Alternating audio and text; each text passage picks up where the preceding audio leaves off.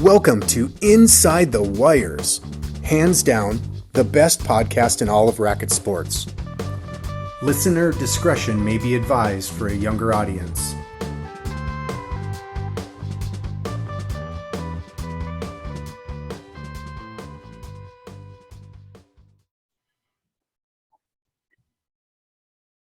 You've recorded ending? I haven't figured out how to stop recording.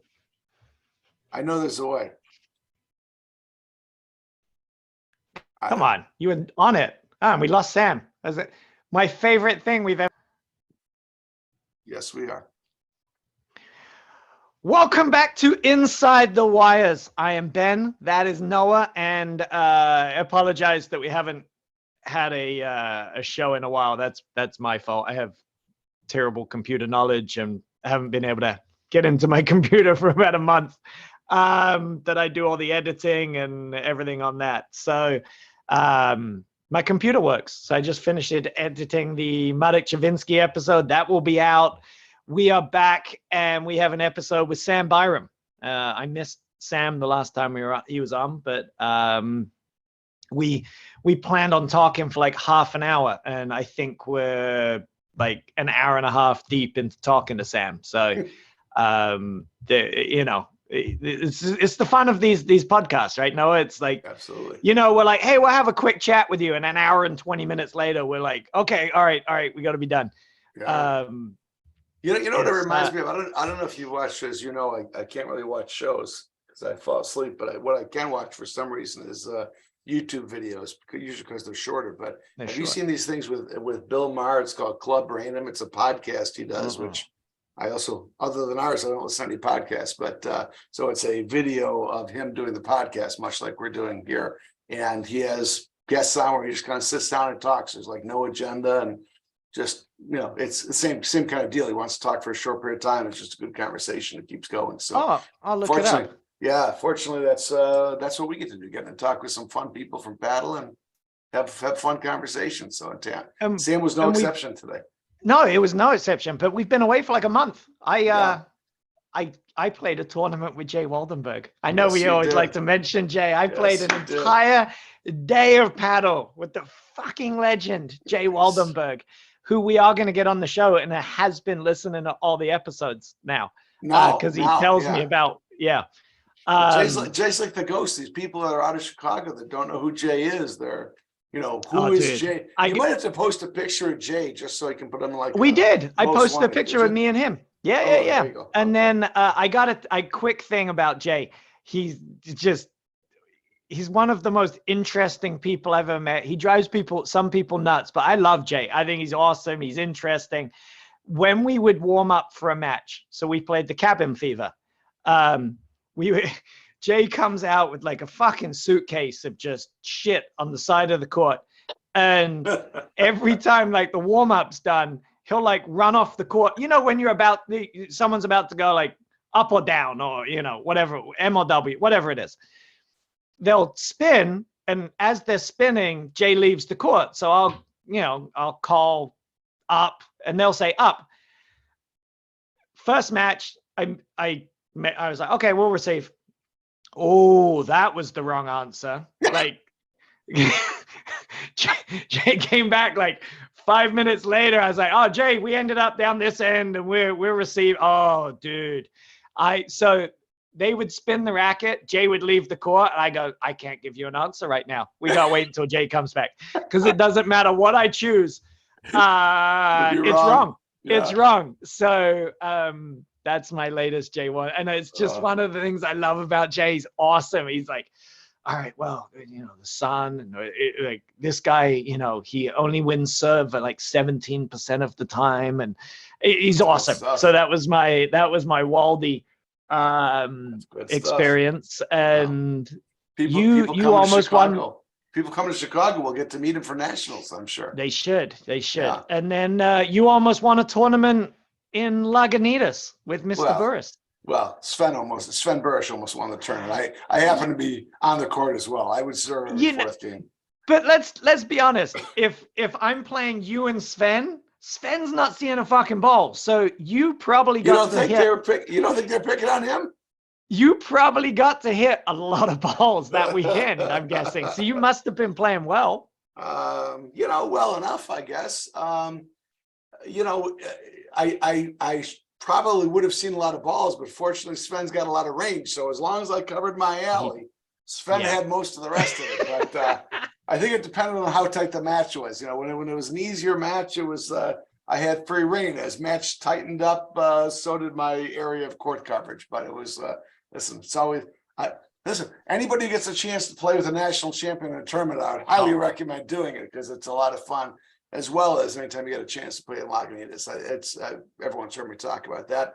That and Toronto are just two of my favorite tournaments because the people there are great and the environment is a lot of fun and it's just really cool. I mean, unfortunately, California's going through crazy amounts of rain the last few weeks, and while we're out there, we missed most of it except for the finals we caught it. But yeah, it's so much fun. That tournament's just great. So get ready for next year. Let's promote Toronto real quick. Do you know when it is? What are the dates? When can people get out to this? Because I want to go to this. Yeah, I gotta make it this year. I believe it's April 15th. So this might be some news that this might be some news that hasn't been out there yet. But hang on, let me verify. Ooh, I'm going on vacation like 5-6 days later, so that I could do that this year. Saturday, April 15th. So this is a precursor to our interview with Sam, but Sam talks about his local pro, right?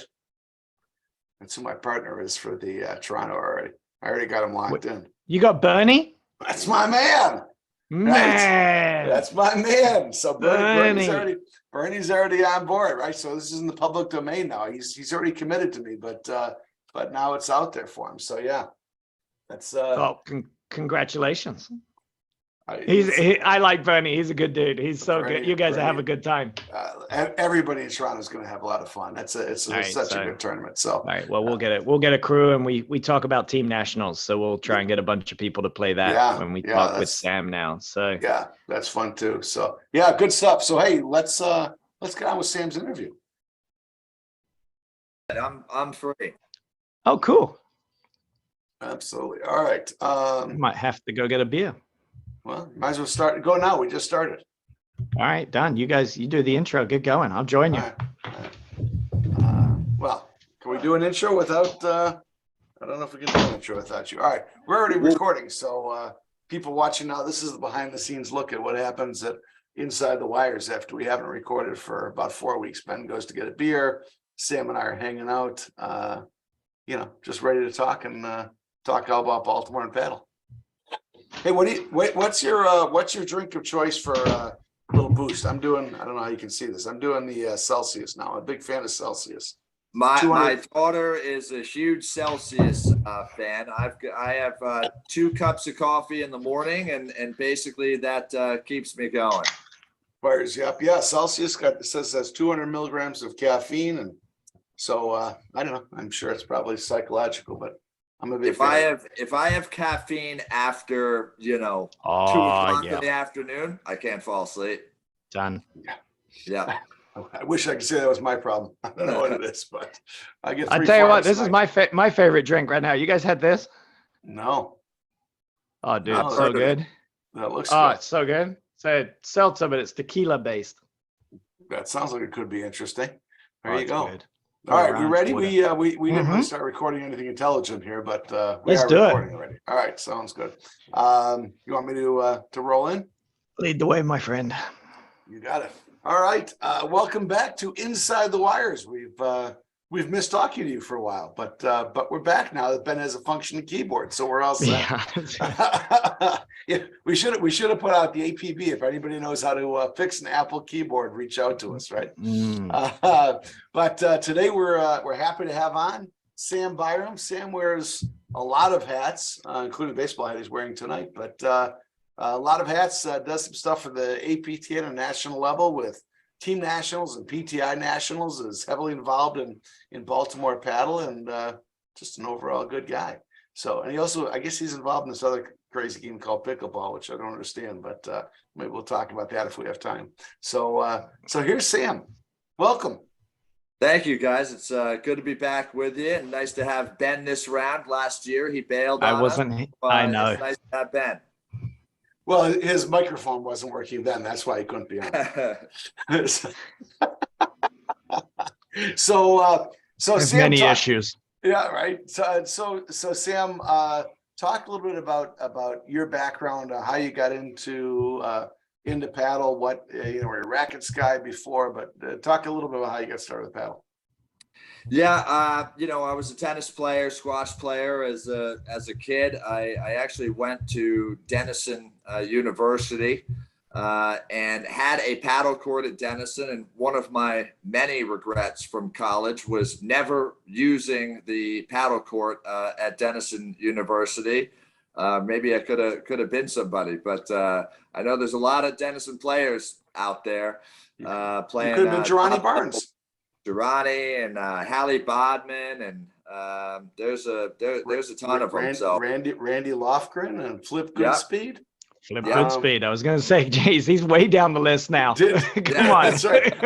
You only got 8 titles. I mean, you're not hopefully the people listening to the show know who he is. But that's right. Did Paget Neve go there? I was just going to say that Paget. I think Paget went there as well. I don't remember. I'm sure there's others, but that's off the top of my head. That's all I remember. But that's a pretty good for a small school. That's a pretty good list of paddle guys. For 2,000 people, it's pretty good. Yeah. And then I'm from New York. I lived in New York. Didn't play, once a year or so, and then moved down to Baltimore for work. I guess in like 2003. And started playing, and once I started playing, that was pretty much it. I was fully hooked, and over the years have just gotten even more hooked and gotten a little bit better over time. Even though I'm 51 now, and I'm still trying to improve. So, been playing for the last 20 or so years down here, and our program and Baltimore Paddle has grown considerably. I mean, there used to be just one division, then there were 2, then there were 3. Now we've got 4 divisions. We've got 500, just under 500 players in the men's league, which is awesome. And I think there's another 250 or so in the women's, and they just went to 2 divisions. So it's really booming. What so you talked about 4 divisions now in Baltimore. Like, how many teams are in each division, and how many courts do you play? It's always fascinating. Like here in Chicago, you kind of get used to what you do locally, and you assume everybody does that. Like in Chicago, we play 4 courts per match, or 4 line. We call them courts. Everyone else calls them lines. I know, what is it, in Boston? I think they played, what do they play, 6 or something like that? 6 lines. It's like 6 or 8, I think. Yeah, because it's interesting. Like here in Chicago, like a lot of clubs either have 4 courts or 6 courts. But in Boston, I think they have a lot of clubs that have 3 courts, and I think there's a movement afoot to try to go to 4, but 4 physical courts, and then maybe play 4 courts instead of, or 4 lines instead of 6 lines. But what do you guys do in Baltimore as far as that goes? So we play 4 lines, but we've desperately tried to get it to 8 teams in Division 1, 8 teams 2, 8. It just doesn't work for us. So we've got right now 8 teams in Division 1, and then we've got like 10 in Division 2, and 12 in Division 3, and 10 in Division 4. It's tough every night down here, and we don't have as many courts as you guys out there. So the women are Monday and Wednesday nights, the men are Tuesday and Thursday, and so it's limited as to how many divisions we can have. We are maxed out right now in terms of courts. I know our club is looking at more courts. The Larendale Club is looking at more. Roll and Run, BCC, like everybody is looking to build more courts. In 5 years, we could literally have 10 more courts down here. But it's a struggle to figure out. Doing the schedule is an utter nightmare. Luckily, I have someone that does that for me, and I don't need to figure that out. You said you moved there in 2003. I lived in Baltimore, and you say Noah, first off, before I ask the question, I think it's like Louisville, how we're pronouncing it wrong. It's like Probably.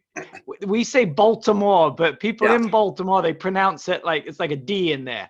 Well, they say Balmer. There you go. Yeah. I went to guess I knew- that. Thankfully, knew- I haven't gotten the being from Yeah. New York, the New York Balmer accent would probably be ugly. So I don't know if I have either, but so I lived there. I was at Larendale I didn't play paddle at all. There were 6 courts there, but you were saying how big you guys are maxed out. That's, it's been 14, 15 years now since I lived there, but it wasn't anywhere near that big back then. This has got to be the last 10 years you guys have boomed. I mean, even the last 5, Okay.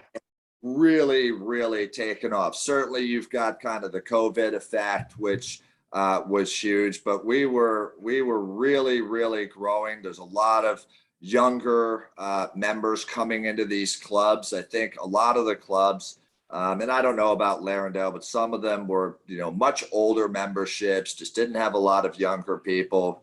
You got a lot of good athletes down here, a lot of lacrosse players. Yep, and absolutely. lacrosse players, as I've found, become even with no racket skills, become very, very good paddle players pretty quick. Their hands are unbelievable.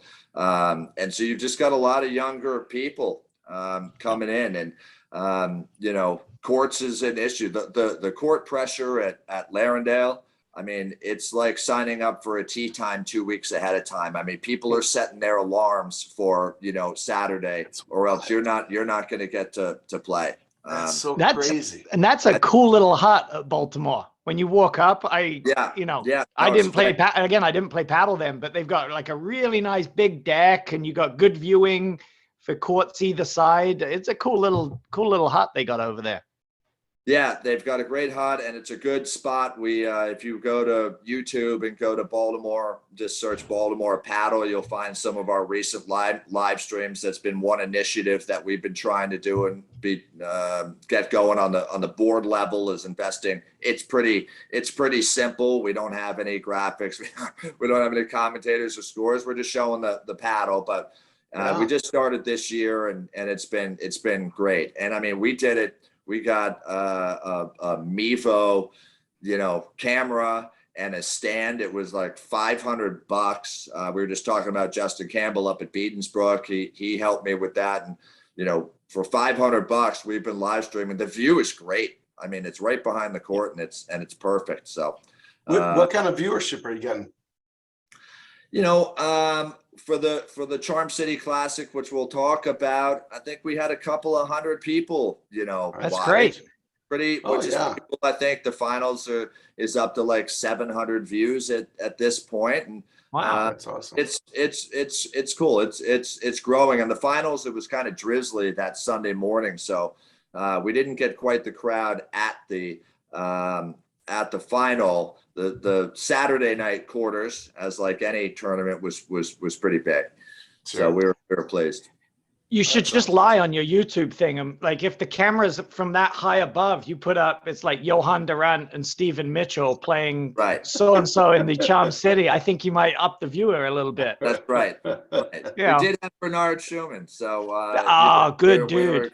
We were close. So yeah, it was probably brings up a good point. We talk about it's last couple of years, I think you've had an influx of pretty high level pros and directors come in there, right? So who are some of the top guys now in the area, top players out of the Baltimore area?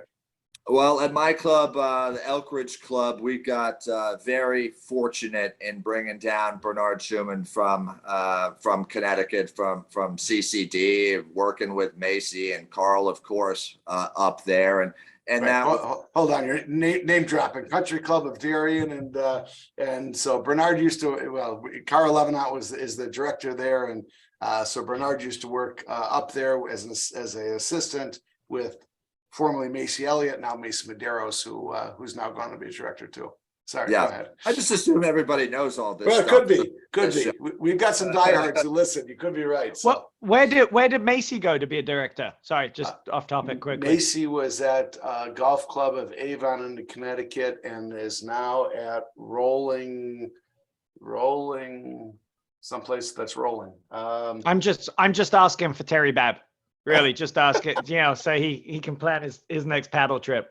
That's how she go. That's how Terry rolls. She is at. Hold on. This is good. This is good podcast here. For everyone that doesn't know Noah well, he really didn't know anyone in paddle until he got in Xenon.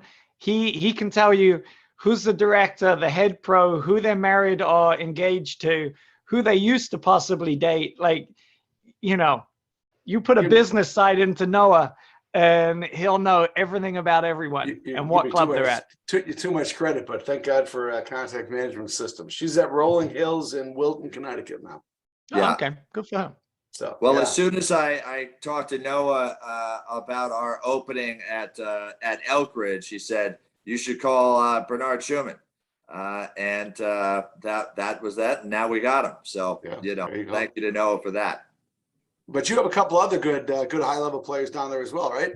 Yeah, we've got Duncan Miller, who is a very good player at Green Spring Valley Hunt Club. He and a guy named Russell Benkheim, who's a big up and coming player who was here and moved down to Kenwood in Bethesda.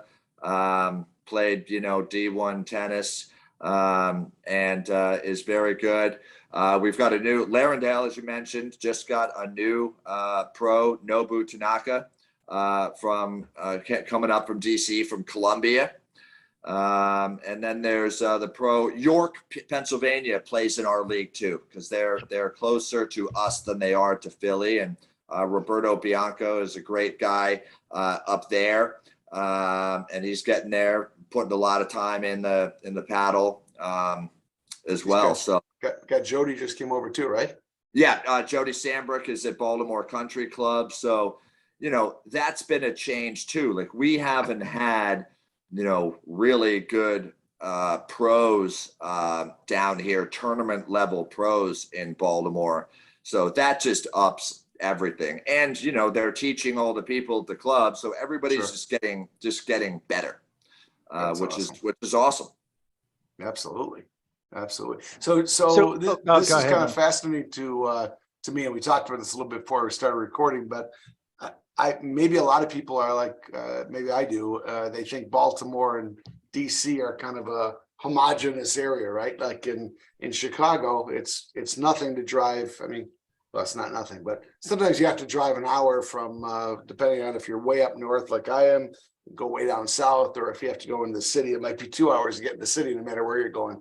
But Baltimore and DC, even though geographically fairly close, it's a very different scene, right? Yeah, there are very different scenes. They've got a great, paddle scene down there. But, if you were trying to play down in DC on a Thursday night and go down 95, hit a couple of beltways and get there, even though we're only maybe 55 minutes away, it could take you 2.5 hours. That's just not in the cards. Yeah. But no, they've got a great scene down there. I think most of the courts are really at Congressional. That's where most of the play is. I think Chevy Chase has some courts as well. Columbia. I think their league is kind of a draft league every year, so it's not by club. And I think they play most of their matches at Congressional, if I'm not mistaken. Will there be crossover though, like being that close? If there's a tournament on a weekend or something like that, like an area tournament, will guys cross over there? Is that not big of a deal to go? Oh no, absolutely. I mean, there's down there's the Mid-Atlantic, then down in Charlottesville, there's a tournament. There's one in Richmond.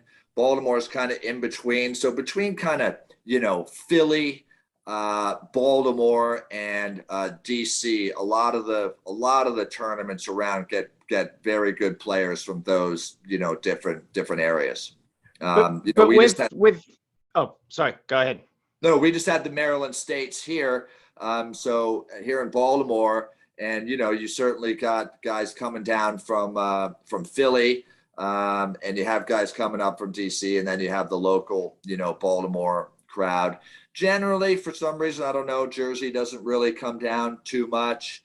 And, every year you never know what you're going to get. Kaler came last year with Moutre to play. And so I think as we have more and more players, like Bernie and Duncan and Jody and Russell, this year, Ricky Sanford and Peter Oman came down, got taken out by a couple of my Baltimore boys, which I was pleased about. There's definitely crossover when it comes to tournaments. Well, that's what I was going to ask with with Jody and Bernard there, and now my new favorite name in paddle, Nobu. Are they gonna be talking to like the APTA and try and get some bigger tournaments, some bigger names to come down and play some events down in that area? Yeah, it's certainly something that I think we'd like to take a look at. Now, I mean, the Maryland States is a very good tournament, but I think it would be worth trying to get, something. And certainly we can handle, we handled the 64 draw for the Charm City. We can easily handle a 32 draw of, high level players and try to get a big tournament down here. Well, you guys are bigger than like a Louisville. As soon as Louisville got kind of Ryan Baxter in and Edwin Lewis, they attracted a really big tournament to come down to them. Yeah, they did. I just don't think anyone's really put their, mind to it. It's court pressure down here is really tough. Like, we do host a lot of stuff. We're hosting a PTI Nationals. We do a 25 plus locally, 55 age. Maryland States, the Charm City Classic, the women's have their tournaments, and Larendale, their membership, when so many Saturdays are taken up by play, that would have to be something that we would look and maybe do it kind of at the start of the season or kind of wrapping up. Getting the season going down here would be great. It's a little warm down here. I was going to ask you, is your season shorter than say ours? Everyone's starting to start playing in early September, getting ready, because our season starts now second or third week of September, right, Noah? Yeah, usually last week is September. But practices and drills and everything are beginning late August even. We extended our season this year, and it actually used to start mid-October and go to the beginning of March, and now we're late September. So if it's 75 degrees, it's 75 degrees or 80, whatever it is. It gets hot down there in September. Yeah. Going from, 75 to 20, and then back up. It's been pretty warm here recently, but no, we extended it a little bit. And for the people that want to play that much, it gets more people involved. Maybe some people have travel, more matches, and gets more people involved on those rosters rather than just having the same 8 people going. So extending it a little bit was good for that. Hey, we've alluded to the Charm City a couple times now. I think people have heard Ben and I talk about the League Classic, and guests we've had on. The League Classic is in New Jersey, and kind of specific rules. You have to play with somebody from your club, and directors or pros at clubs have to play with one of their members, so they can't play with other pros. And they get I think it's 160 team draw now, and it sells out in it fills up in 9 minutes or something absolutely stupid. I mean, it's just crazy, right? This was your first year with Charm City, is that right? It was. I mean, we talked about it. Kind of the leadership of the league for a couple of years. And it was really Duncan Miller that, suggested having an all league tournament. And he came from Navasink in Jersey. So he was, certainly playing in it every year. And the first year we talked about it, we just, it went by the wayside. And then this year I just said, look, let's really try to do this. Then it becomes, how many teams are we going to get? It was brand new to us. We copied the New Jersey Classic. All the rules. As you should.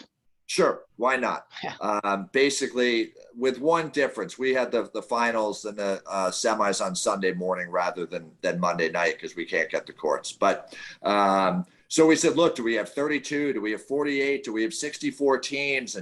And people were just like, 64 is crazy. Like, you've only got 480 players in the league. You're not going to get 128 to sign up for the tournament. And we said, well, we're gonna try. And in 3 days, we filled the thing up. 136 players signed up in 3 days, and Crazy. at the end of the day, a couple of teams bailed at the end. We had 4 teams on the wait list, and we had an even 64. We got corporate sponsors. We got beer tent. My club and Bernard was kind of tournament director along with Duncan, and ran it. We live streamed, all night on Saturday for the quarters. It was an absolute home run. I mean, it was incredible. And one of the things we did that we were worried about was the live scoring, because at a couple of places, we weren't going to have hut commanders. So getting the courts done was a nightmare, but luckily Bernard took care of that. Figuring out the scheduling of all the courts. But what we did was we put 2 young ladies in the Elkridge hut with a computer and a cell phone. And every single person in the tournament had their number. And they texted in their scores. So it was draw, players, scores. And I'm telling you, it was a lot of people that played in it, play in a lot of tournaments, and they said it was the smoothest live scoring they've ever seen because these young ladies were on it. So all you had to do was text in your scores to kind of home base, and immediately you were told where you're going next, and it popped up on the live scoring. Did you guys do? I don't know about League Classic. I assume they use it there, but I know for Short Hills they do a text. I don't know, tells you where your next tournament is, your next match is going to be. Did you guys do that as well? We did not. Everybody had the live scoring up on their phones. Gotcha. It's amazing that 128 people actually listened to me and followed the orders. Believe me, I sent out just a couple of emails explaining all of this to everybody. Sure. So they probably got a lot of info prior to the tournament, but it ran. It just couldn't have run any more smooth, and we're looking for bigger and better next year. We had a big beer tent and music going, and the weather cooperated, and it was just perfect. We had some great quarters, some good semis. Bernard and another guy from our team, Casey Blythe, took down a couple of Larendale guys. A couple of people couldn't play in it, which was unfortunate, but they'll be back next year. Well, they'll build their schedule around it for next year to make sure they can play. Yeah, unfortunately, I think we didn't help out the Mid-Atlantic tournament the same weekend down at Congressional. So, well, you'll know for next year. I didn't get an angry email from anybody down there, but that probably took 8 Baltimore teams out of their tournament. So wow. Well, I mean, it's people talking about on the show before. They're like, if the League Classic and APTA Nationals are on the same weekend, yeah, it would be tough for some of those guys to know where to go. They said, I mean, that's how much they love the League Classic. So it sounds like you guys had just a fantastic event, and that's great. I mean, that's great to see, right? The consensus was from everybody it was the best tournament they'd played in, and we had tons of players from like our Division 4, that are looking to get better, and they got their 3 matches. Maybe they got an extra. They knew the deal coming in, and we had very nice prizes for all finalists and winners. Same prizes, crystal decanters for every back draw. So that was nice. If you got to the finals of the last chance, and you got a nice gift. People were psyched about that. That's awesome. That sounds great. Hey, Noah, we didn't talk about this on the show. Sorry, a little sidebar. I was asking Tyler how his first League Classic went. He goes, yeah, it was really fun. He goes, a little embarrassing though. I did break a paddle over my knee. He goes, I lost my shit. He goes, it probably wasn't my best introduction to New Jersey paddle, but There you he's go. like, yeah. Well, my favorite moment from Team Nationals was when one of those guys from the Connor Breen's Jersey team hucked his paddle in the lake after the match was complete, and then we look over and he had to wait about 10 minutes for it to float back to shore. And then he fished it out with a stick, and then used the same paddle to take out my Denison team in the semis. So we were it was very impressive to see him fishing out his paddle from the lake. Oh, that's too funny. Oh, that's great. I mean, those kind of things. I mean, unfortunately, we don't really have anything like that in Chicago, but that's, we have a series tournament that they just finished this past weekend, but it's not really the same. It wasn't that big. It was, No, I looked surprised. at the draw and it was really kind of disappointing. Like I was going to play and then my partner had to bail on me. So there's like 5 divisions maybe between the states and then the other series. It was small this year. I remember. What's the reason behind that, do you think? I think we have a lot of league play. Yeah. Guys, like Noah, are you playing 2 or 3 nights this year? Just 2. Just 2. It's a light year for Noah. But, we have really strong league play. And, some guys have a big match on a Thursday night and goes 2-3 hours on a Thursday night and maybe can't walk on Friday morning. So the thought of playing a match on Saturday is it's a tough one. Yeah. I mean, I asked that same question to Brad Smith, who's director here in Chicago the other night, actually at his match. Mm-hmm. He's a high level national guy too. And so why is it guys from Chicago don't play more tournaments? And I don't know. He didn't really have a great answer either. He was kind of perplexed as well. I think it's, again, you have good league matches each week. You don't in Chicago, you don't have to play for your own club as a director, or certainly in the top couples series. And so, you're playing really competitive matches usually on series 1 or 2 and even 3. Yep. I think that's part of it. And I think a lot of it is, sometimes these guys will go to a destination tournament and they might drive 3, 4, 5 hours and be playing guys that are playing every week in Chicago anyway. So like, why would I want to go do that? So I don't know. It's very, very strange. It really is.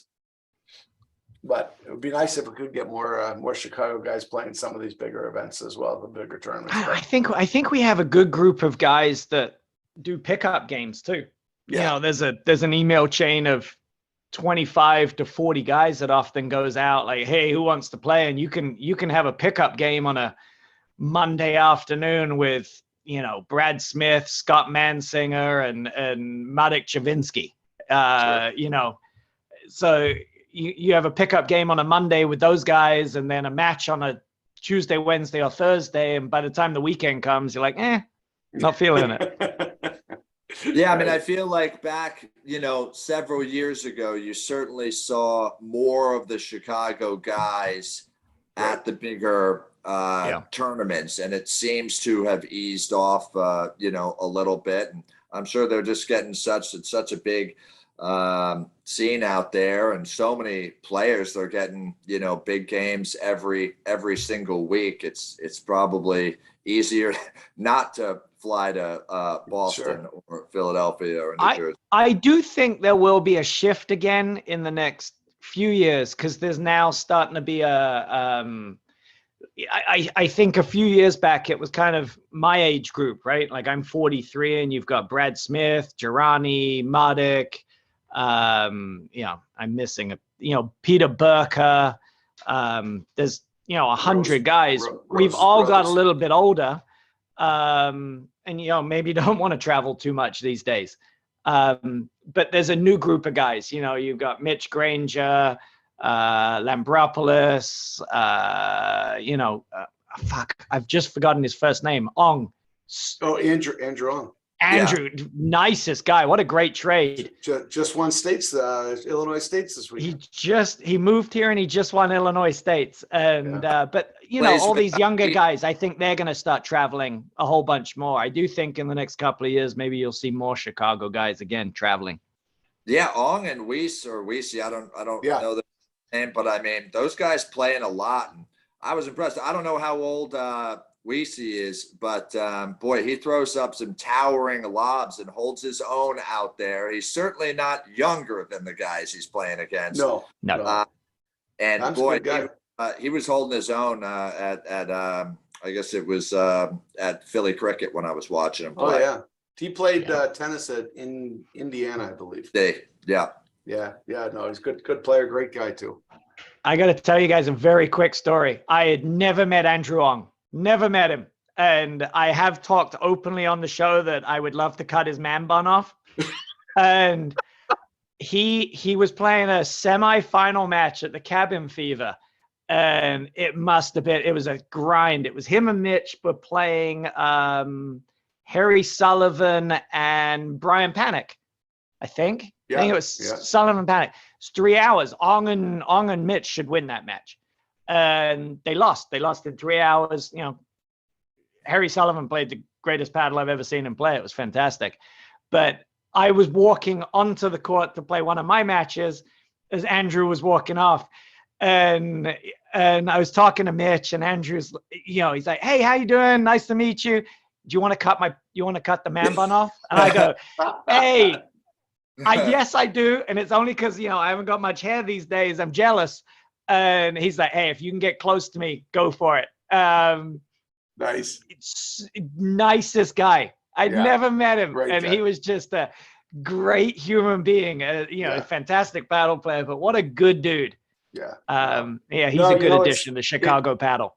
It's crazy. I mean, it's exciting. I mean, if you're really a fan of paddle, I mean, the future of the game is awfully bright because there's so many good young players that are, and good players and good people and fun people to be around. And obviously, you know, everyone plays because of the social aspect. So it's so cool to see all these really good, skilled players. I mean, the sad part is there's no place for the old fat guys like me to be able to play anymore at a high level. So we probably play where we should, which is okay too. But PTI Nationals. There you go. And that's a great lead-in. So let's talk about it. Right. Tell us about PTI Nationals. So how do you get involved with doing that? Did you miss a meeting sometime, or how did that happen? I mean, it was funny, you know, I kind of, there was a board meeting down here, and I told the story, I think, the last time I was on, but, you know, I had met Amin and kind of got, when PTI was in its infancy, really just in Boston, and I thought it was great. And so we signed on here in Baltimore, and obviously it's spread, but I saw him again at this board meeting that was being held in Baltimore, kind of an open part of the meeting. And he asked me to be on the PTI committee. And I was on that for a little while, and then it morphed into kind of the algo committee. My background is not, in math and algos. I'm more of a sales guy. And it got to the point where I'm on these calls with these guys. I literally do not have a freaking clue what they're talking about. I mean, zero. So not only do I feel kind of embarrassed, but I'm also useless. And I called Amin and I said, "Look, dude, I can't be on this committee anymore. I'm of no use, and I feel like a complete idiot. So I'm resigning from the committee." And he said, "That's fine. Maybe we'll find a spot for you somewhere else." And I said, "Great." And I think 2 days later, he was like, "Well, how do you want to? What would you think about running the PTI Nationals and Team Nationals committee?" And I said, "Sure, you know, let's go for it." That's more my marketing those events and helping put them together is certainly more my speed. And then we got hit with, you know, COVID. And so there was a big delay, and there used to be a Team Nationals out in Chicago. It was pretty lightly attended, and, you know, I don't know, 10, 12 teams, but you know, with PTI where it is right now, and really finding those spots for everybody at their level, they have been hugely, hugely successful. And then Team Nationals, you know, is another huge success story from last year. I mean, last year was the first year really of all the PTI Nationals and Team Nationals And I don't know how many players played, several hundred, obviously, maybe 500 or so played in the PTI Nationals, all of them, probably more actually. And then I think in team nationals women, there were like 275 players out in Chicago, and the men in Jersey was like 220. And this year, I think we're gonna blow those numbers out of the water. We even have to think about capping these just because of courts and everything. So I think we're capping it at 50 teams for the men in Chicago and 50 teams for the women in New Jersey. It flip-flops. So last year it was men in New Jersey, women in Chicago, and this year the men are in Chicago and the women are in Jersey. And you really have to cap it in Chicago with how many courts we have? Yeah, I mean, there's also hosting, party, food, the gathering, how many people the hut can have, and it becomes an awfully big operation when you've got north of 300 players coming in for an event. Mike Raleigh does a great job out there with it, and Greg Morgan did a phenomenal job in Jersey last year. But it's a shit show. I mean, getting all these matches in and getting the courts reserved and it's a lot. So but we're looking forward to it. I'm hoping that the Chicago men post for this one. So we're going to have to put our heads together and figure out how to market this, because I would think it should be huge. Like, it should be big out there with all of the people out there putting together, teams. And remember, it doesn't need to be your club team. It doesn't need to be, you don't need to be from Chicago. I mean, my team is a Denison team. No one's in the same city, and we come together, 6 guys, and come play. So a lot of times it's from a club or the same area. But for people in Chicago that play on different teams and want to get a group together of guys that they don't usually team up with, go for it. So what are the parameters for players to be able to play the team nationals? So you got to have minimum 6 players. If you're fearful of potential injury or, extreme hungoverness, you might want to add a 7th or 8th player, but you're going to play 3 courts. So, we brought 6. It's preferred and certainly, fairly strict that your team should be within 15 PTI points.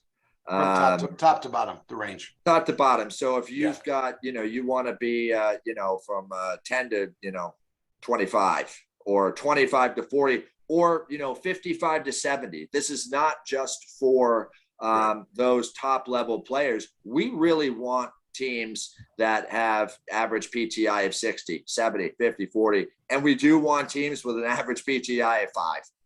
That would be awesome for everybody to be able to see as well. So you get grouped into like a Boston team could bring Johan, Steven, Genius, like all those guys. If they could, if they wanted. Things up. They might, but they could if they wanted. Yeah, I mean, the low group last year in Jersey, there were some good players. The DC team came up with some good players. The Baltimore top team had good players. And as it goes along, it was so successful that I think more teams are going to be coming. Obviously, it's harder to get East Coast teams to fly to Chicago than to drive to Jersey, and vice versa. So you need the local community to fill up a lot of those spots. But we're certainly going to start the hardcore marketing of these events coming up. And look, it's a huge initiative from the APTA. They're the biggest events of the year with the most players. So, and you get grouped into a pod. So, if we were on a team, there'd be 3 other teams in our pod. We'd play them all. And then from there, you get ranked 1 through 4, play a semi, and 2 teams move on to the finals on Sunday. And the beautiful thing is you can be part of a team, but you don't have to play every match. If you have more than if you've got more, right. Yeah. I Yeah. mean, Noah was there. I mean, the guys that we played against, a team from DC, Connor Breen's team from Jersey, and another team. I mean, obviously we were there to win and compete, but I mean, it was a lot of fun. Yeah, Everybody for sure. was at the hotel that night, in the bars locally. I think we had Duke UNC on that night. That's right. So it was just a lot of fun. The feedback was Oh, incredible. yeah. It was great. So not to be a downer, but I will say I did hear the other night that that weekend is the back weekend of some people's spring breaks. So it's Saturday and Sunday, April 1st and 2nd. But in Chicago, I guess that's the Saturday and Sunday at the end of some people's spring breaks, I was told. Oh, really? So that's late, kind of seems. I would have thought so. My kids are. It might be. That might just be That might just be CPS. No. No, these were guys up here in the suburbs. Oh, really? Interesting. Yeah. Huh. So. Well, no ski trip this year for the kids. It's time. Yeah, pay paddle.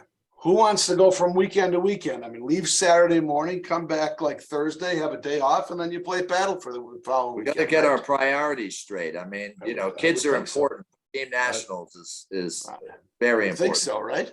But yeah, no, that's great. And talk about the PTI Nationals a bit. I mean, it seems like some of the PTI Nationals I've seen have been mostly locally based, as opposed to, obviously you'd like to draw people from all over the place. But what's the thought around that, about trying to get some more of those teams from out of town into the PTI Nationals?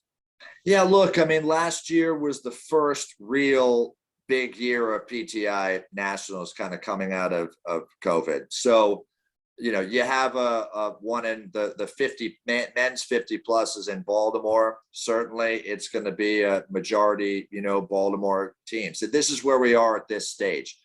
It depends on, where you are and how many people are going to come in. The goal clearly is to have teams coming in from all over. And I think as it builds, that will be the case. You definitely need the local community to come to play, but these are national championships, and therefore we want teams coming in from all over. And we're really getting into the season now. There were a couple in Chicago earlier in November, and I think they kind of replaced kind of the intermediates, those tournaments that you had out there. Right. But and different areas travel more, as we were discussing. Some people are more willing, and men, women seem to travel. I give the women a lot of credit. I mean, the women travel a lot for paddle and for tournaments, and especially for those that didn't have a place to play. They're not going to go play in an NRT or a Grand Prix. Right. But hey, I live in Connecticut, and the 45 plus is down in New Jersey. Let's go. I mean, those ones at Short Hills last year, the 30 and the 60, I think it was for the women's. Those were big draws. Right. Those were competitive. I mean, Sure. we were watching those, and I mean, there was no messing around when it got to like the quarters and the semis and the finals. They were into it. Yeah. Well, I mean, the market seems to be there for it. I mean, just take a look at the growth of all these camps, these destination camps now, whether it's on, it's in Nantucket, or whether it's up in Owl's Nest, or whether it's out in Telluride, or I know they've got some out near Aspen now in Colorado. I mean, there's destination camps all over the place. So and people are traveling to those, and those are filling up almost instantly. So there's certainly an appetite for people who want to go someplace different and either play or learn, or play competitive paddle. So I think it's a great idea. It's just it's sure just a process, right? Just to build it up a little bit. Yeah, and I mean, as I said, we're getting into the season. February, they're always kind of scattered about, but really February and March, and so things kind of slow down in a lot of areas, kind of beginning of March. So I encourage people to take a look at the calendar. And certainly look at what's available to you. I'm always looking, and my PTI fluctuates all the time, so I'm trying to figure out which one I can go to. But He's gaming the system. He's trying to pop it up just enough so he can qualify for a level that's higher than he should be. Unfortunately, I'm in that tweener spot right now where I can't get into the one that I probably should be playing, and I'm going to get killed in the one that I can't play. But yeah, we are certainly hoping that that over time these become where people are really flying in, driving in, and coming from different destinations. And I'm for sure that we're going to get there. Yeah. But you do need the local communities to fill it out. Right. And just to make it easier for people, if you go onto the APTA's homepage, there's a tab right at the top where it says calendar that you can, even if you don't want to look through the whole calendar, just filter it by PTI events, and you can see everything that you want to know there about those. So, but yeah, I mean, having played in team nationals this past year, I played a PTI event, but it wasn't nationals. But the team nationals are fantastic, and obviously even PTI events, if you can play against a group of peers from a skill level, you're gonna have more fun. It's gonna be competitive matches, which is what everyone wants. Well, for anyone listening that hasn't played a tournament before, Noah plays more tournaments than anyone. But I travel for tournaments. You just get to meet people that you'd never ever run across, and right away you've got something in common with them.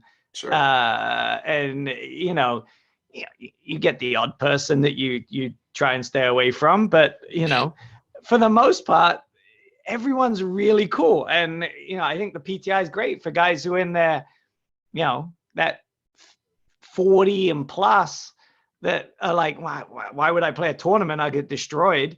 Go out to Jersey and play if you're from Chicago, go meet some new guys and play some great matches. Sure. I think it's fantastic. For sure.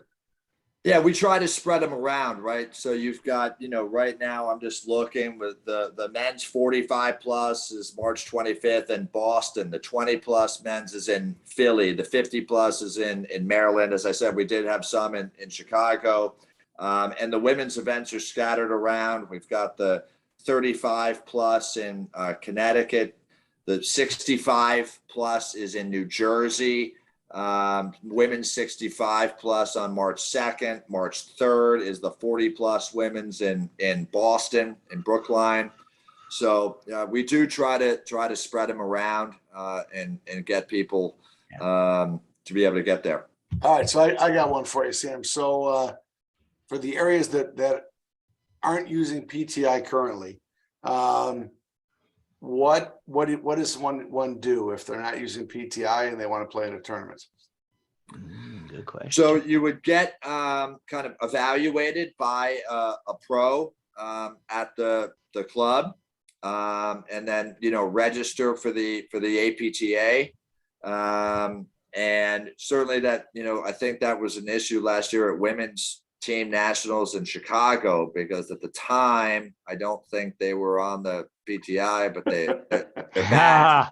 Dude, that's a whole issue you don't want to know about. We should do a whole episode on that. Fuck, there's some crazy going on in Chicago.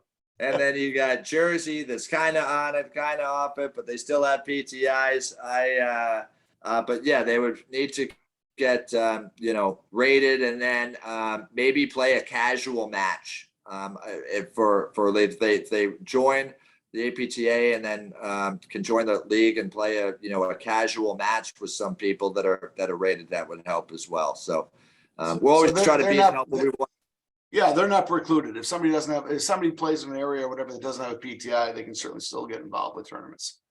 Yeah, I mean, we got to be careful, right? You don't want somebody coming to play in the 50 plus that's really a 35. That's not going to be the best case scenario, but probably the 35 is playing and has a PTI already. So yeah, there you go.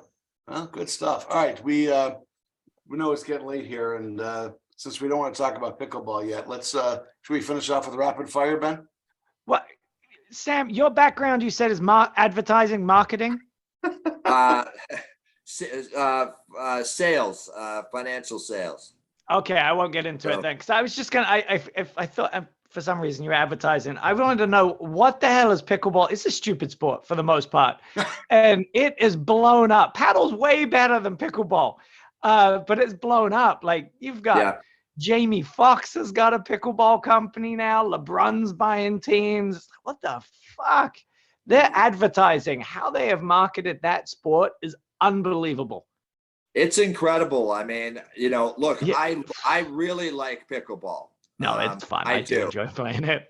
I'm obsessed with paddle, but I do play a lot of pickle. And once you get to a certain level in pickle, it's very fun. And you're playing when it's hot out. I mean, it's a much better workout for me than playing men's doubles tennis. I mean, I leave the court, drenched and exhausted, whereas I'm not that way with tennis. But no, it's absolutely blowing up. I mean, everywhere you look, I follow a lot on social media. They've got a TV deal, and that's one thing. Paddle, unfortunately, you can't show live paddle on a network. No one's going to watch a 6-minute point with 50 lobs. It's just not going to work. But the bam, bam, bam of the pickle, and everybody can play it. You can't walk out onto a paddle court and start, swatting the ball around with no experience and have fun. It's going to take a little while. Anybody can go out and hit the pickleball and have a rally and have a little bit of fun. And I think that's a huge, huge part of it. It was like 36 million people picked up a pickleball paddle last year. Isn't that crazy? 36 million. I mean, that's incredible. Yeah. So I got to tell you, I do enjoy coaching pickleball because you can take the most unathletic person in the world, and at the end of an hour, they feel great about themselves. Yeah. And then they're setting up games. You can't do that with paddle. We put in a 4-court facility at Elkridge last year for pickle, devoted pickle facility. And I'm telling you, those courts are packed all day long. But relatively, it's cheap to put in a 4-court facility as opposed to a 4-court paddle facility. We knocked out one tennis court and put in 4 pickle courts, little deck, and I mean, it's people are having pickle parties out there. It's incredible. It's definitely on the rise. I keep saying it's booming, but I don't even think we're really close to the boom. I was telling someone the other day, I think pickleball, do you remember when snowboarding first came around? All professional snowboarders had a skiing background. And, I think right now you're seeing all these professional pickleball players that have a huge tennis background for the most part. They were collegiate or professional tennis players at some point. I think you're going to find in a few years there's professional pickleball players that have never picked up a tennis racket. It's this big sport. It's going to be a college sport. It's crazy how that sport's grown. Yeah, I mean, what you haven't seen to that extent, I don't think yet, is the tennis player who is top couple of hundred that is not making it on the tennis tour and step into play. A lot of these pickle players, the best ones, have been around a little while. You have not seen the influx, and with sponsorship dollars and more money, these men and women are going to bail on tennis and go play pickle. And I think you're going to see the game of pickle change dramatically over the next couple of years. With that, you're already seeing guys like Jack Sock and Sam Querrey, John Isner, Isner getting in there. And if they can make, how much does if you're ranked like 300 in the world in tennis, you're not making squat. You're losing money. You're calling your sponsors or your dad going, hey, I know I've lost the last 3 weeks in a row. I need another 20 grand. Yeah. But that person who's 300 in the world in tennis could probably transition to pickleball and, make 6 figures. Yeah. I think so. I think you're going to see a lot of that over the next couple of years. And then the game is probably going to get very fast, and you're going to see it, change. I mean, you saw, paddle change from a lot of lobbing and a lot of slower play. And then all those guys came in and they're ripping 2-handers, ripping forehands and slashing. I think you're going to see the same thing happen to pickleball, and it's going to change at the highest level. For guys like me, it's going to still be the same thing, but for them, I think you're going to see it change. No, it's, you know, I say it's a silly sport, but it's growing, and good for them. They've done such a good job marketing themselves. You know, their top guy has a mullet and a mustache and wears tiny shorts and a sleeveless shirt. And McGuffin, he's your favorite. I listen to this. He is my favorite, and I hate myself every time I'm like cheering for the guy, because I'm like, kind of comes across a little douchey, but I'm like, you know, good for him. I'm sure it's a marketing thing, but they've done a great job marketing themselves. Well, it'd be interesting to see if like the Johns brothers and McGuffin and some of these other guys get moved out, you know, or if they can hang in there when the big time tennis players come in for real, if they are able to hang on, or if, you know, they had their day and now it's over. I don't know. Yeah, we'll see. It's interesting. All right, we'll get you out of here. Let's Noah, let's go to those questions. Me? I'm gonna ask the questions. Yeah, okay. Sure. Oh, you want me to ask him? I don't mind. Is this going to be PG rated or R rated? No, yeah, these are easy. These are get to know Sam Byram. Easy. Yeah. Why don't you go ahead, Ben? It's all you. All right, Sam. Best shot you've ever hit? A rare cutter. Ooh, yeah. I celebrate if I make one in a match. What's your favorite? Have you got a favorite, like a straight undercut, or are you coming up around it and making it kick left or right? What are we thinking when we straight under, bounce back into the net? They're great in practice, and once in a while I pull one off during the match. But I'm working on it. But we will see how that goes. It's tough to pull it out at crunch time. Here, I'll tell you a very quick story. I won't name any names. If anyone wants to reach out afterwards, they can ask us and I'll tell you the names. But there was a Chicago player who hits a lot of cutters, and playing a guy from the East Coast and hits a massive cutter, and was standing, you know, this guy he'll hit a cutter from anywhere, hits a cutter from, you know, just inside the service line. And it hits the other side and just bites and shoots all the way back right into the middle of the court, right on the tee. And he catches it. Like, you know, no one was going to get it. He just catches it and goes to throw it to them. And the East Coast player on the other side's like, nope, that's our point. And dude, I am very surprised that punches weren't thrown. He's like, there's no way you're going to get that. That's like the best shot I've ever hit. And it was I mean, you know, FYMing one of my good buddies is always a second favorite to the cutter. But that's what I love about paddle. You can hit a good friend of yours and it's like, that's my best shot. I love it. Yeah. Perfect. All right. What's your favorite band? My favorite band, you can name it's a long list, but probably my daughter and I share a great love for the Lumineers.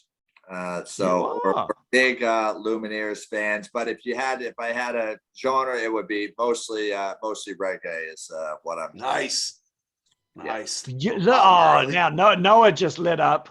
Bob Marley, little Gregory Isaacs, absolutely. I like the Yellow Man and going back deep a few years with but yeah, Marley obviously is fantastic. I know what our walk-on music is going to be at Short Hills then. We're going to be all dialed in. That's good. All right, what's your favorite TV show, or currently watching, or all time? What are we going with? I'm a Discovery Channel guy. So I'm a fan of the Gold Rush, Bering Sea Gold, like these I love those shows out the Yukon and Nome, Alaska, where they go through so much crap, but usually they come up with gold. Yellowstone's certainly a new one that got into. I don't think it's Discovery Channel. I think it's History Channel. But have you watched that show Alone? Yes, I have. Where they stick them out in the wilderness and they've got nothing and they got to see how long they can live out. I love that show. Yeah, 5 minutes is my answer. I don't think I could last long. I mean, but I love to watch the show and pretend like I could do it. 400-pound bear outside their tent like it's nothing. I'm like, are you crazy? Yeah. I can't do it. Favorite movie? I mean, Caddyshack is going to be tough to beat for me. I've probably seen that a couple of 100 times. Snatch is another one. Oh, my man. Yes. I'm a huge fan of that movie. I don't know that one. Oh God, I could quote that movie all night long. That is my favorite. Yeah, it's great. It's a Guy Ritchie film, and the other one was Lock, Stock, and Two Smoking Barrels. Absolutely. Two Smoking Barrels. And have you seen Layer Cake? Layer Cake. Let me write that down. So Layer Cake is kind of the third in the installment of. They're obviously not sequels or anything, but they kind of lead together and have some of the same characters. Layer Cake has Daniel Craig and Tom Hardy before they were like famous. And it's the same genre, English gangsters, drugs, and all that. It's fantastic. I mean, now that we're on the topic of Peaky Blinders and Tom Hardy is Alfie Solomons in the Peaky Blinders. I mean, the first couple of years, they lost me a little bit at the end, but those early years of Peaky Blinders were so good. So good. And I know how Sam felt on the algorithm committee now. I feel the same way. Now, a movie I just watched is going to go into Noah's next question, but I just watched the Top Gun Maverick with my kids for about the 8th time. Have you guys seen that? Once. Yeah, I liked it. Noah, have you seen it? Saw it once. Yes, that was enough. Oh, come on. So good. I can't sit still for that long. My wife gets mad at me all the time. If I sit still for 15 minutes, I fall asleep. I fall asleep during more movies. I can't watch TV shows. I've seen so many plays that, Broadway plays that I fall asleep halfway into. I feel bad. But absolutely. Yeah. All right. Not my thing. I can't sit there. Ask your question, Noah. Come on. All right. Well, it's a follow-on. Well, you said favorite movie. Oh, all right. So, this is for the Hinsdale. This boys. is your question. This is for my boys in Hinsdale, and they'll know it's coming. But when you're flying, do you wear a neck pillow? Yes or no? Yes, I do wear a neck pillow. Cut him off now. Ben, you available for Short Hills? I need a new partner. I will play. Sam's okay with his masculinity when he wears a neck pillow, obviously. I'll say this: when I get on, a plane or a train, or if I'm a passenger, I'm rarely a passenger in the car, but I like to, nod off, and especially on a plane. Sometimes it's hard for me to stay awake, but the neck pillow is the only way for me to sleep. Otherwise, it doesn't work.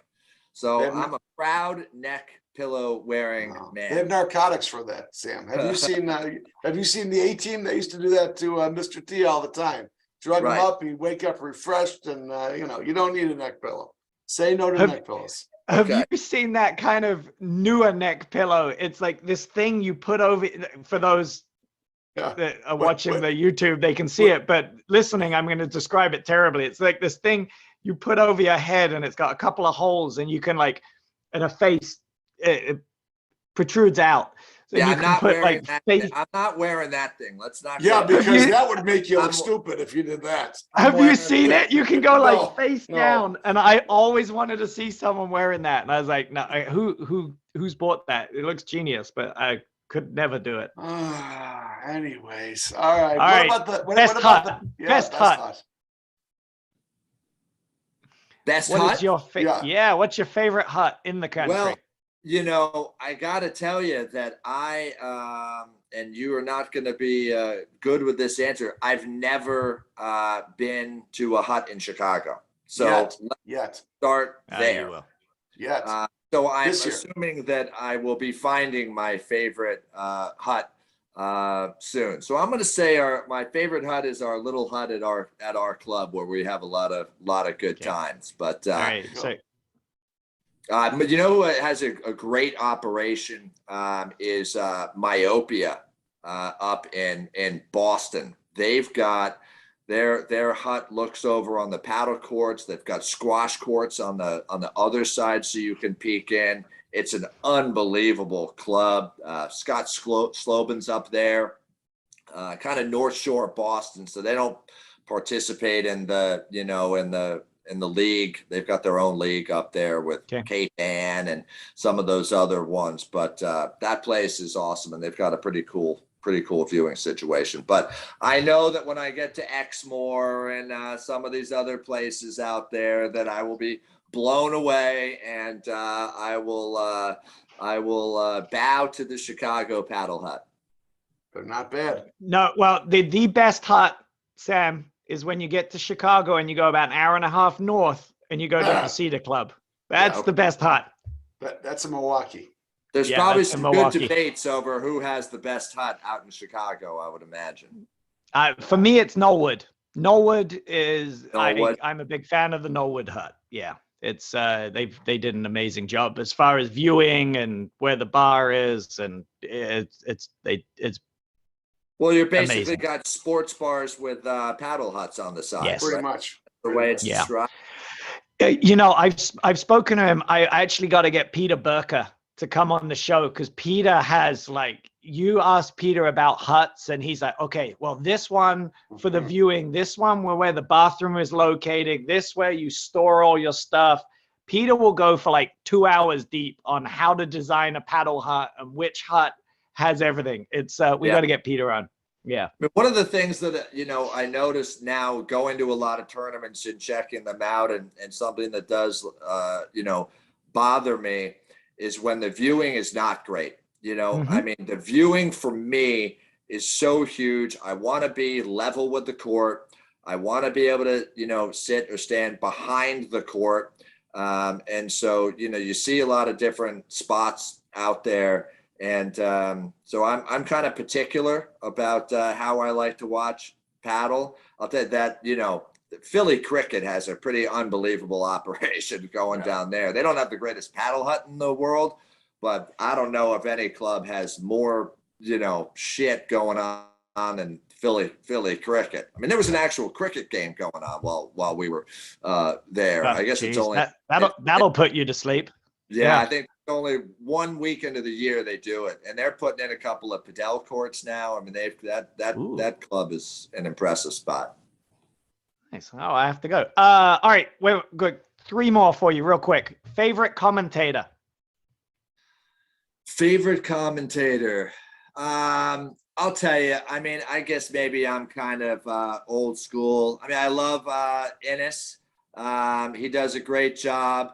But for some reason, Fischel and Easterbrook just crack me up. I'm used to their voices. They make me laugh. The dry humor, I like them. I love Patty. She does a great job. Mark, does a great job. But I'll go with, and Jerry does a great job. I'll go with the old school though. I watch a lot of live stream battle. So that's a good answer. I think we should ask worst commentator, and I would I can answer that. And it's none of the guys you've just mentioned. No. There's one, but I'm not gonna say. Good choice. I used to think I used to like Mark Ennis too, but that was before he beat me and Sven last weekend for my only shot at a national title. So I don't like Mark as much anymore. That's right. In the rain, 3-setter, couple of breakers. What happened? Right. Apparently I'm not as good of a rain player as I should be. I don't know, but still a good time. My partner could only do so much trying to carry me across the finish line, but it was fun. Sam, we haven't told the story of that tournament, and Noah, please correct me if I'm wrong on any of this. So, beginning of the season, Noah hunted down Stephen Mitchell and was like, Stephen, you're coming to Lagunitas. You're playing Lagunitas with me. And as nice as Stephen is, he's like, yep, okay, I'll play. And Stephen had to back out. So Noah moved on to arguably a better player, Terry Babb, Yeah. and was gonna play Lagunitas with Terry Babb, and then there was some fallout of partnerships. But Peter Hammond, a Chicago guy here, was like, my partner can't play or something like that, and Noah's like, that's fine, you play with Terry. So Noah gave Peter Terry, his partner, and had Sven Burish in his back pocket to play with him. So yeah. You know, it wasn't a bad fallback. That's no, a good, not bad, not bad. That's a good exchange. I noticed we didn't get the call on the Lagunitas, Ben. So No, not at all. Next time, I'm sure. Yeah, I'm sure next time. Not when he's got Sven willing to play with him. I talked to Sven today. He said it's okay. We'll get him next year. I said, all right, sounds good. Yeah. Sven awesome doesn't know that's legally binding in Noah's words. Like, Noah's already booked hotel rooms and tickets for that one. Right. All right, here we go. Last two for you. Next player to win nationals that hasn't won one yet. Next player to win nationals who hasn't won one yet. Men or women? Both. I think the women's is actually the easier one to answer. You're gonna go Lynn Kiro on the women's side? Oh, maybe the women's isn't as easier. I was gonna go Roxy and I was gonna go with Roxy. Yeah. Boy, on the men's, I gotta think about it here. I mean, and you want me to pull up the national rankings? Yeah. Huh? Do you want me to pull up the national rankings? You've got guys like Graham McNerney in there. You've got Humphreys and Osis Koenig. You've got Fraser Morgan. We don't need to go any further. It's Humphreys and Osis Koenig. I mean, I think that they are tough. They've been moving up the rankings and playing just better and better and better. Kind of reminds me of like when Hughes and Powers were, coming up and they were getting to quarters, and then they were getting to semis, and then all of a sudden they were getting to finals and taking it. Those guys are solid and very very fun to watch. Look, I mean, Morgan and Fraser are tough. They are a very, very tough out when it comes to, they had that awesome, one of the best matches ever was that pro flight at Fiddlers, was it? When they played Johan and Stephen. You really only have the third set. That was an unbelievable match. Check it on live streaming. It's fantastic. I've told people it's the best match I've ever watched. I'd love to see, you haven't watched Adam Morgan play much then, have you? Wasn't that the response? Something like that. Yeah. How about Philippe Rams is I was gonna say Philippe Rams. So Philippe's playing this week, coming weekend with Martin, and they won. You're talking about Philly Cricket. They won Philly Cricket. So wow, that's with Philippe and Martin. That's a good team. Yeah. I like that. I get yelled at by everyone when I say Philippe, and everyone's like, Wagner's a good player. Like, you keep trying to get him to play with Martin, and but I tell you, of a team, they're not going to win it for a few years, but a team, if they continue to play and they're really young, is Eric West and Thomas Christian. Yeah, no, they're good. I mean, Tomas is plays in Philly and plays at Aronimink and linked up with West, and I saw West out at Philly. He's nasty, and I think it was great for Tomas to play with Drew and kind of learn the game that way. And those guys have linked up now. They're gonna be good too. Yeah, that's a good team. But there's a lot of good young guys coming up, as we talked about earlier. So for sure. I think it's good awesome. things coming. And gals too. And gals. Yeah. Yes. It would be great to see the kind of over under on teams that can win nationals be more than 3, going forward. It would be really awesome if you got into the quarters, you had a legit shot to win. Sure. And that just hasn't been the case, I don't think, over the last several years. But, and on the women's side, let's see. Lynn Kiro was a good shout. Yeah. Yep. Lynn and sure. Who's she playing? Macy now has switched. She's playing with Lynn. With Lynn. With Lynn, and Yeah. then her Marcella's playing with Liz Cruz. That's right. That's right. Oh, They're tough. interesting. That could be an interesting mix at the end of the year. Obviously, Floor and Anna, are always the team to beat. But anytime there's someone up that high, there's a lot of people coming to try to take you down. But Absolutely, no one's gonna have better outfits, though. That's true. That's a fashion statement for sure. They got it going. What's crazy about Lynn is, I mean, she's only been playing for 14 months, I think. She's been playing paddle for 14 months. So that's gonna be. She's got a good coach. Yeah, I taught her the cutter. We worked on the cutter together. Get out of here. Yeah. I meant. Come on, ask Lynn. I worked on the cutter with her. I gotta tell you, old Sven outkicked his coverage when he dated Lynn, right? Like she's so nice and she's awesome. So yeah. Now are they gonna play? Are they gonna play mixed nationals? Ooh, that's a nasty team.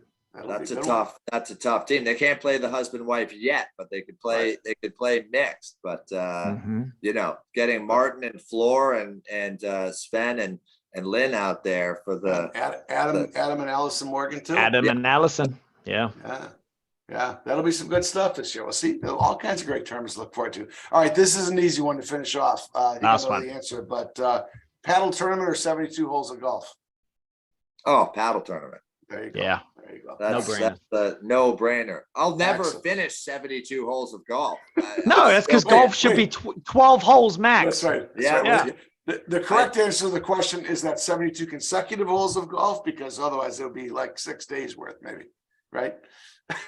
Yeah. To play 72 holes. Unfortunately, I used to be good at golf, and now I'm not, and it drives me so crazy that it makes me angry, and I don't play that much I keep thinking that I'm going to get back to where I was, and I never do. So I play paddle, paddle and pickle most of the summer, and as little tennis as possible, but I get dragged out there. Excellent. That sounds good. Well, hey, we went way over the time we thought we would, but it was a lot of fun talking with you, Sam. So great. We appreciate you being on. I appreciate you getting a lot better between now and Short Hills, since you're my partner this year. So got the big things from you. So but thanks again for being on. Thanks obviously for all you're doing with the APTA to run a lot of those tournaments. It's a ton of work, obviously, and everybody certainly appreciates it. So thanks for doing that, and thanks for being on tonight, guys. I really appreciate it. It's always fun, and I look forward to seeing you. Ben, you going to be at Short Hills? No, sir. No. Okay. When is it? It's Feb 11th, Super Bowl weekend. Is it really? Yeah. No, I don't watch that either. No, hunting season's coming up, so I'm getting ready for that. Well, Team winding my Nationals, paddle down. And if there's not a Team Ashford, I'm going to be deeply disappointed. Unless you have spring break. Wait, it's the first of April. First and 2nd of April. Yeah, Saturday, Sunday, that weekend. I'll talk to some guys. I'll talk to Jay Waldenberg. Oh, there you go. I'll get a Waldy team. Put together a good team, and I think that'll inspire others from different areas to come out. And the low handicappers such as yourselves. So we get filled up with the 20s and higher, like me and Noah, but right. And again, the 50 plus group, please don't forget, like there were a lot of teams last year with an average PTI of 60, and they had certainly as much fun as anybody else. Maybe Probably more. If not more. Yeah. There you go. Those guys should bring 9 guys for their team just to make sure they can field 6 for each event, right? All right. Well, hey Sam, thanks so much for being on, and we'll look forward to seeing you in a few weeks. I'll see you, boys. All right. Thanks, Sam. Appreciate it. Take care. Thank you. Done. There you go. I just figured leave it like that, and then we'll go straight into the music that I play. I think that's excellent. I think it's good. All right. You want to do the outro? You want me to? Whatever you want. Oh, you, brother. Really? Okay. Sounds good. Oh, do you want me to do it? I would love you to do it. Go ahead. All right. Do a little riff. It's not that. That's not easy. Thank you so much for listening to Noah and I talk to Sam Byram. We haven't been here for a while, so it was we had a lot to talk about. It was fun. I've really missed doing this. So I appreciate everyone that's listening to us right now. Go sign up for Team Nationals. Sign up for a PTI event if you've never played a tournament before. Come on out to Chicago for Team Nationals. Come play a little bit of paddle and go to Jersey if you're female. Yeah. But come play a little paddle, drink way too much, and have a great weekend. Everybody wins.